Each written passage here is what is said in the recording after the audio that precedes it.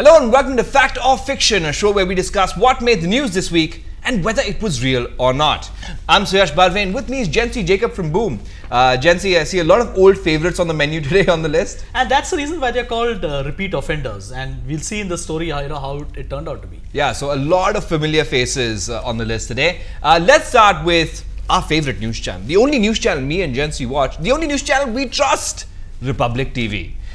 This week, Republic TV ran a story about the national anthem controversy and ran an opinion piece by Major Gaurav Arya. Now, while Major Gaurav Arya is entitled to his own opinion, maybe Republic TV should have done a slight fact check, maybe just a Google search on the imagery that they used with this story. Jency, what happened? And it's so funny, Suyash, because you say that Republic TV and fact check in the same sentence. I shouldn't have done that. I shouldn't have. We'll edit that out later. We'll edit it out. And quality check is something that has never been their strength. We have seen that earlier as well. And I hope that they've learned some lesson from this. Now, coming to the story, Major Gaurav Arya put out a tweet where he said, in the context of this whole debate on national anthem, whether it should be played before a movie screening or not, saying that if you can't stand up for the national anthem, then I cannot stand up for you. And that's a huge implication. When an army officer says that, there's an implication. Yeah, that's true. And several army officers, they came on Twitter and they said, "You hold on, you can say this for yourself. Don't say this for us." Because whenever we fought on the borders, or when we stood on the borders, we stood for the country, not because it had any implication on this issue, which actually does not deserve so much of debate. He decided to counter that with another opinion piece, and he put out this opinion piece.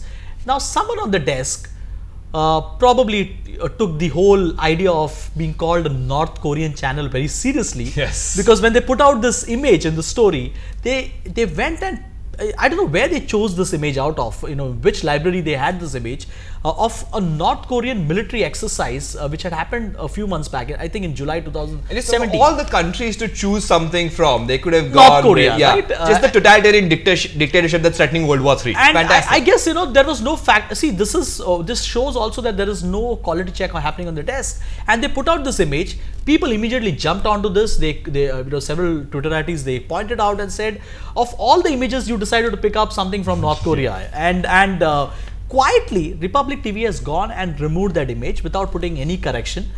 But, we are happy to fact check them because this is something that only Arun Shourie, who coined this term, would have never figured out that one day his prediction is going to be true. It's going to be absolutely true. Now, while Major Gaurav Arya is entitled to his own opinion, the image used in that story and its context is completely false.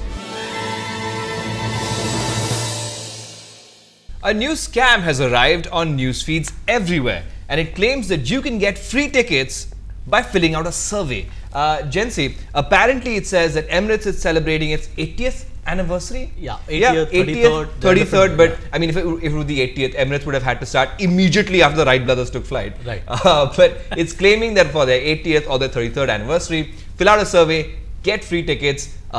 I am in, first of all. I'm happy to fill out this survey, whatever it is, but apparently it's not realistic. That's definitely not true. And these kind of scams, you keep seeing it in different forms. You'll have various other offers being made. Now, there's also a reason why I kept thinking, how are people falling for this? There's a reason being that when you say that airline tickets, there's already a lot of competition. A lot of airlines are bringing it down to double digits, especially AirAsia. Now, AirAsia is also a very, that's also quite a favorite for this kind of a scam. And when you keep saying that you're offering tickets at 99 rupees base fare, it doesn't take too much for you to probably expect that one day some airline must be giving it free as well. Now, Emirates had to put out a clarification saying that no, we are not giving out any free tickets. In fact, you should refer to only our authorized agents or to our website or our social media where we run these kind of promotional events, if any. Sure. But as of now, we are not running any free tickets. Now, if it was only some simple survey you fill and someone getting some information on you, it was okay. But Snopes has done a story sometime back because in the US, this seems to be quite a regular scam. And what they seem to be suggesting that there is a term called live jacking, where you may log in when you're on Facebook, when you see something like this. What happens is there's a malware which comes on this, yes. And what they do is they take over your entire Facebook identity and they start representing certain things to your friends and people who are there on your Facebook page. that's the danger that you need to be careful about. I think we've all had that happen when a malware takes over your Facebook and sends your entire friends list a message. Yes, you send about out a some message, promotional link or something like that. Yes. And AirAsia has also several times in the past warned many of its customers, saying that if you want to see what are our promotional offers, come to our website or look at all our social media accounts. And in fact, AirAsia last week, they had another problem as well, where people were putting out recruitment ads saying that pay us 9,200 rupees and you will be selected for this.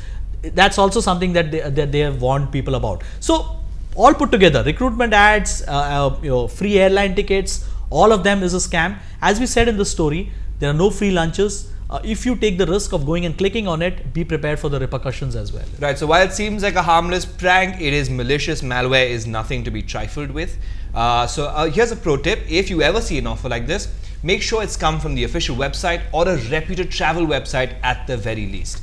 This story and all the other scams like it are 100% false. Alright, for our next story, we're going to talk about passports. Now, Jency, as you know, I'm a very fashionable guy. I like to have everything color coordinated. And now, apparently, I can have my passport color coordinated with my orange luggage as well. Jency, is this true? Can I get an orange passport? No, I don't think so, Suyash, because you are educated. Damn it! Probably highly educated. My education getting in the way of my style and fashion once again. And you cannot get an orange passport. You will have to stick to that blue passport that we have. So let me give the context of this. All those who have not cleared their 10th standard exams and who require that ECR status, stamped, they are the ones who will get an orange passport. These are people who go abroad for work but haven't completed only for employment, who haven't completed their 10th standard and have not cleared the 10th standard exams. So the reason being that there's another context to this as well. Now, several women's organizations had complained that why is it that on the last page of the passport, they've been asked to declare their husband's name, their father's name. What if they don't want to be known by their husband's name, or they don't want their father's name to be included? Right. And the Ministry of External Affairs has said that they have accepted this this recommendation and they are going to remove all those details. But what has happened because of that, the ECR status stamp was there on that last page. Now that will also go. Due to which they want to segregate the blue passports and the orange passports, and they want to give these orange passports to all those people who require the ECR status. So majority of the people in this country will continue to be on blue passports, but yes, there will be a section of people who will have to go for these orange passports. A lot of criticism has come onto this because many people say that when you give orange passports to people who are probably lesser educated and blue passports, you're basically putting out a marker that yes, they are and you're creating a class divide, yeah. And you're also putting people at risk or at being discriminated at foreign airports as well, and also at Indian airports. And many people have complained about this. The Congress has complained, several other organizations have complained about this. But yes, as far as this aspect of whether everyone is going to get an orange passport, no.